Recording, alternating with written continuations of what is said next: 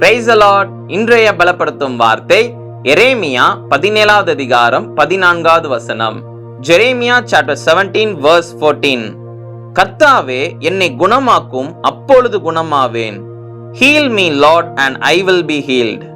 உங்களுடைய வாழ்க்கையில ஏதோ ஒரு பலவீனத்திலேயோ இல்ல ஏதோ ஒரு காரியத்திலயோ நீங்க பாதிக்கப்பட்டு நீங்க இருக்கலாம். கர்த்தர் உங்களை குணமாக்கினார் அப்படின்னா உங்களுடைய வாழ்க்கையில எல்லா பாதிப்புல இருந்து நீங்க குணமாக்கப்படுவீங்க. எல்லா பலவீனத்திலிருந்து உங்களுக்கு ஒரு விடுதலை கிடைக்கும். கர்த்தர் உங்களை குணமாக்குவார். உங்களுடைய வாழ்க்கையில அற்புதங்களை செய்வார். நீங்க செய்ய வேண்டியது விசுவாசத்தோட, இயேசப்பா என்னை நீங்க குணமாக்குங்கப்பா, ஆண்டவரே இந்த பிரச்சனை நிமித்தமாக நான் பாதிக்கப்பட்டிருக்கிறேன், ஆண்டவரே இந்த பலவீனத்தின் நிமித்தமாக நான் பாதிக்கப்பட்டிருக்கிறேன்ப்பா, என்னை நீங்க குணமாக்குங்கப்பான்னு சொல்லி நீங்க இயேசப்பா கிட்ட கேளுங்க, கண்ணீரோட கேளுங்க.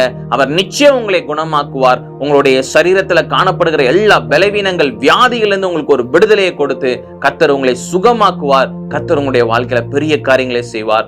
எல்லா பாதிப்புகள்ல இருந்து கர்த்தர் உங்களை குணமாக்குவார். நாம எல்லாரும் செபிக்கலாம். எங்களை நேசிக்கிற நல்ல தகப்பனே, இயேசப்பா, பிள்ளைங்களுடைய வாழ்க்கையில ஏதோ ஒரு பிரச்சனைகள்லயோ ஏதோ ஒரு பாதிப்பு ஏற்பட்டு இருக்குது ஆண்டவரே இயேசப்பா, அது நிமித்தமாக ஆண்டவரே இயேசப்பா அவங்க சோர்ந்து போய் கலங்கி போயிருக்கிறாங்க.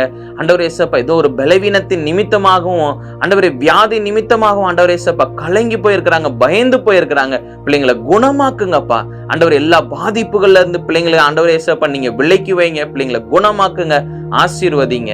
இருதயத்துல இருக்கிற எல்லா கவலைகளையும் நீங்க நீக்கி போடுங்க. இயேசுவின் மூலம் ஜெபிக்கிறேன் பிதாவே, ஆமென். விசுவாசத்தோட கேளுங்க. கர்த்தர் உங்களை குணமாக்குவார். உங்களுடைய வாழ்க்கையில அற்புதங்களை செய்வார். கர்த்தர் உங்களை ஆசீர்வதிப்பாராக. ஆமென்.